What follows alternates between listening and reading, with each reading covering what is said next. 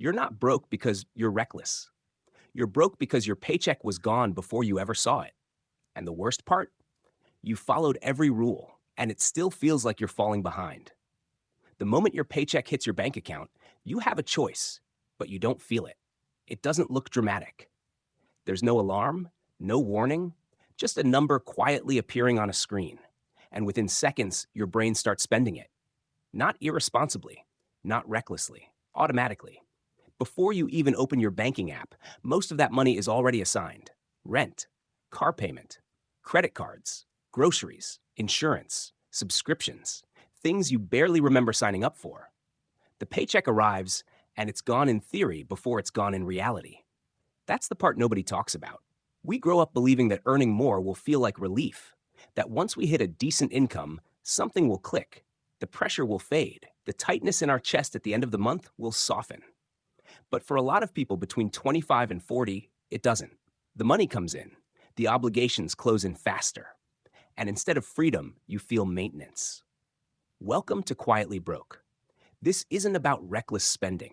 It's not about luxury. It's not about being bad with money. It's about a sequence most of us follow without realizing it. Bills first, life second.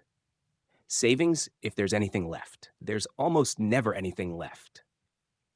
Here's the uncomfortable truth. A paycheck isn't spending power. It's compressed future freedom.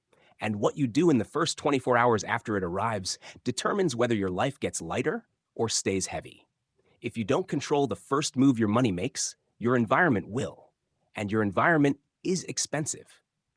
If this resonates even a little, subscribe to the channel. Quietly Broke exists for people who feel the weight but can't quite explain it. Your support keeps these conversations going. Now let me ask you something. When your paycheck hits, what happens first? A. You mentally relax because you finally have money again.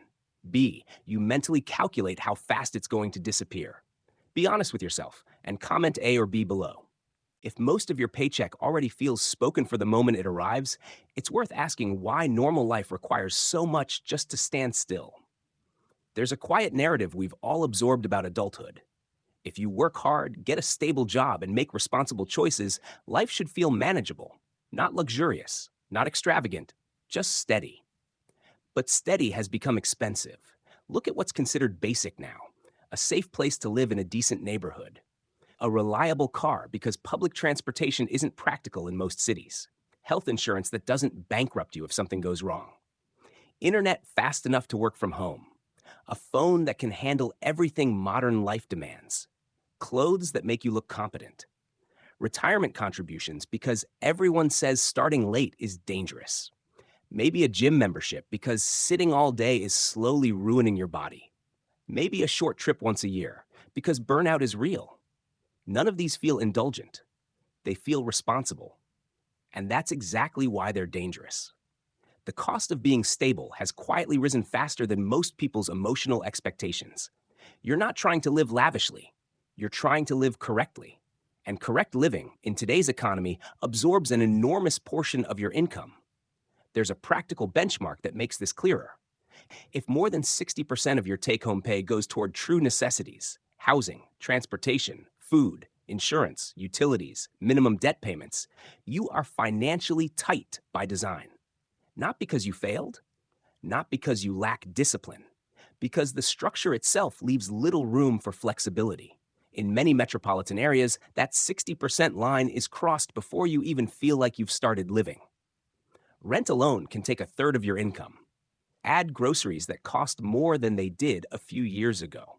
Add gas, add insurance premiums that seem to rise annually without explanation. Add student loans.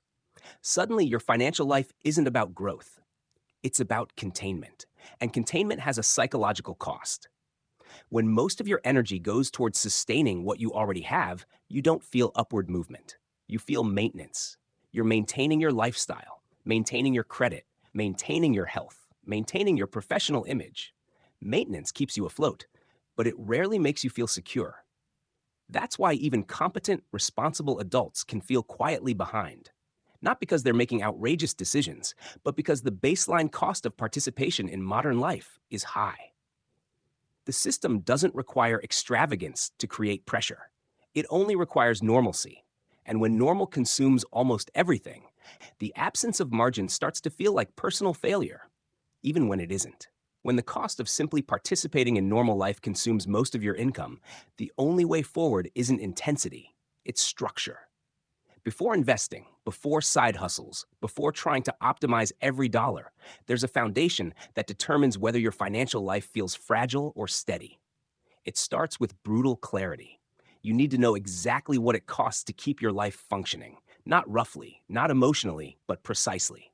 Housing, utilities, transportation, insurance, groceries, minimum debt payments, the true, non negotiable baseline. Most people avoid this exercise because it feels restrictive. But clarity isn't restrictive, it's stabilizing. When you calculate your real necessity percentage, you stop guessing. You stop telling yourself stories about being bad with money. You see the structure for what it is. And if that number is higher than it should be, you now have information, not shame. The second layer of stability is your credit reputation.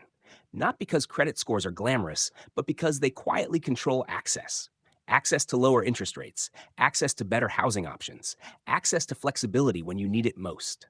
Financial systems reward consistency more than brilliance. One missed payment can undo years of careful management. So the goal here isn't aggressive elimination, it's discipline. Minimum payments, every time, without exception. Reliability builds leverage. And then there's the part almost everyone underestimates, liquidity. An emergency fund is not about growth, it's about breathing room. 3 to 6 months of essential expenses sitting in cash, untouched, unless life genuinely demands it. This is the line between inconvenience and crisis. Without liquidity, every unexpected expense feels destabilizing. A medical bill, a car repair, a temporary job disruption. When you don't have reserves, small problems escalate into emotional emergencies. But when you do, something shifts internally. You make decisions from stability instead of fear. You negotiate differently. You tolerate less. You don't cling to situations purely because you can't afford a gap. This foundation doesn't look impressive from the outside. There's no visible upgrade, no lifestyle flex. But internally, it changes everything.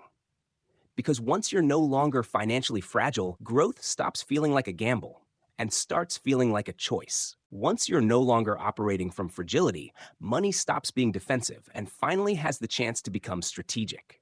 This is where the gap quietly opens between people who stay stable and people who slowly build freedom. The first move in this phase isn't flashy, it's leverage. If your employer offers a retirement match and you're not taking full advantage of it, you're walking past guaranteed return. There are almost no places in adult life where someone offers to double a portion of your money simply because you participated. That's what a match is. It's not abstract, it's not theoretical, it's immediate amplification. And yet many people delay it because retirement feels far away. 65 sounds like another lifetime. But time is exactly what makes this powerful. Investing isn't about intensity, it's about duration. If someone begins investing even a modest amount in their mid-20s, the long runway allows compounding to do the heavy lifting. Start 10 years later, and the math becomes unforgiving. Not because you did something wrong, but because time doesn't negotiate. That's the quiet truth about wealth building. It's less about brilliance and more about starting before you feel ready. Beyond capturing an employer match, aiming to consistently invest around 10% of gross income creates long-term momentum. Not because 10% is magical, but because consistency is transformative. Regular contributions turn volatility into opportunity instead of fear. And the strategy doesn't need to be complicated. Broad, diversified index funds are enough for most people. The goal isn't to outsmart Wall Street. It's to own a small piece of the overall growth of the economy and allow decades to multiply it. Then there's debt. High-interest debt quietly undermines every investment you make. You can approach it methodically by paying off the highest interest balances first, or psychologically by eliminating smaller balances to build momentum. Both work. What matters is commitment. Wealth rarely emerges from dramatic breakthroughs. It emerges from repetition. Capture leverage. Invest consistently. Reduce drag. Repeat. This is the point where money stops merely maintaining your life and begins expanding your options. Not overnight, not visibly at first, but steadily. And once that momentum begins, the final shift isn't about working harder. It's about removing yourself from the equation entirely. And once momentum begins, the smartest move you can make is to stop relying on motivation to sustain it. Because motivation is fragile. It fades after long workdays. It weakens when you're stressed. It disappears when something unexpected throws off your routine. If your financial progress depends on how disciplined you feel each week, it will eventually stall. This is where automation becomes the quiet advantage. Not because it's exciting, not because it feels powerful in the moment, but because it removes you and your emotions from the process. When your paycheck hits, give it a day to settle. Then let predetermined transfers move automatically. A fixed amount flows into savings, a fixed amount into investments, a fixed amount toward specific goals. What remains is what you live on. You're no longer deciding every month whether to save. The decision was already made. And that shift matters more than most people realize. Automation turns financial growth from an act of effort into an act of design. It protects you from lifestyle creep when income increases. When you get a raise, you increase the percentage flowing into long-term accounts before you adjust your spending. When a debt is paid off, that payment doesn't disappear into convenience. It gets redirected toward building assets. Over time, this creates something subtle but powerful: margin. Margin is the space between what you earn and what you owe. It's the difference between reacting and choosing. It's the ability to absorb disruption without panic. You may not look dramatically different on the outside. Your lifestyle might appear normal, but internally, the pressure softens. Your paycheck is no longer racing to keep up with your life. It's quietly building a future that feels lighter. When you zoom out, none of this is really about spreadsheets or percentages. It's about weight. The quiet weight of feeling like you're doing everything right and still not feeling ahead.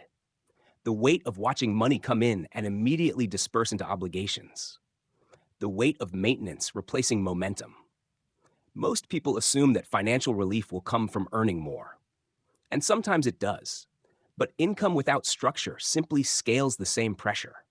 A bigger paycheck flowing through the same sequence still disappears the same way, just in larger amounts. The deeper lesson here is that freedom isn't created by intensity. It's created by order. Stability first, leverage second, automation always.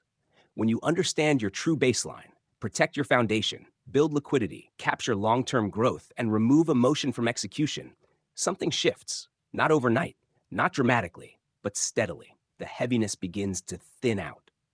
And here's how you apply this starting now. Don't try to change everything at once. Pick one structural move this week. Calculate your true necessity percentage. Set up one automatic transfer. Increase your retirement contribution by 1%. Build the system before you chase acceleration, because systems compound quietly, just like debt does. Now I'm curious, which step do you think would make the biggest difference in your life right now? Building an emergency fund, investing consistently, or automating everything? Comment your answer below so others can see different perspectives and learn from them too. And if this kind of honest conversation about money resonates with you, subscribe to Quietly Broke. Your support helps keep these discussions thoughtful, grounded, and real.